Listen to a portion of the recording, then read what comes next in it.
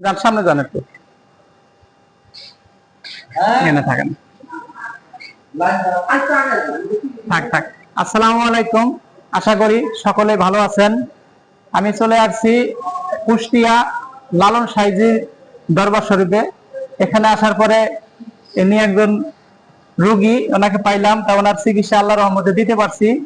চিকিৎসা পাইয়া উনি কতটুকু উপকার হয়েছে এখন ওনার মুখের কথা শুনবো, আপনারা শুনতে পাবেন।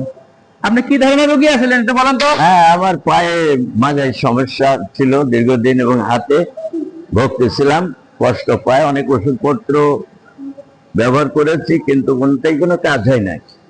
কয় বছরের পুরান রোগী আছিলেন? 4-5 বছর হবে। 4-5 বছরের। কি ধরনের সমস্যা ছিল, কোথায় কোথায় ব্যথা ছিল? ওই সমস্যা যে হাতে, এই মানে জয়েন্টে, হাতে এবং ওই পায়ে। এখন আছে ব্যথা?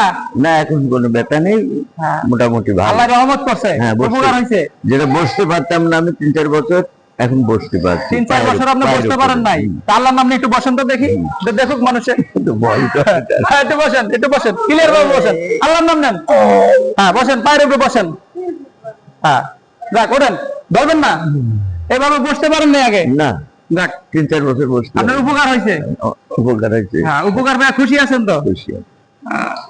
আপনারা কি হয় আপনাদের? আমাদের ভাই সবচেয়ে বড় ভাই। তা আপনার বড় ভাইয়ের উপকার হয়েছে, কিছু বলেন। ভালো, অনেক ভালো ডাক্তার আছে। সুস্থ হয়ে গেছে, ভালো ডাক্তার আছে, আর আপনার প্রতিদিনই আসবেন। এসে আমাদের সবাই। আপনার নাম কি? আমার নাম শহীদুল সাধু। শহীদুল সাধু। আপনার জন্মস্থান এই জায়গায়? জন্মস্থান এই জায়গায়। থানা জেলা? এই সবই কুষ্টিয়া। কুষ্টিয়া। আপনি সুস্থ থাকেন, ভালো থাকেন, আল্লাহ হাফেজ। বিদায় নিতেছি, সকলের কাছে বিদায় নিতেছি। বেঁচে থাকলে আবারও দেখা হবে অন্য কোনো ভিডিওতে। সকলে ভালো থাকবেন, সুস্থ থাকবেন, আল্লাহ হাফেজ। ওনার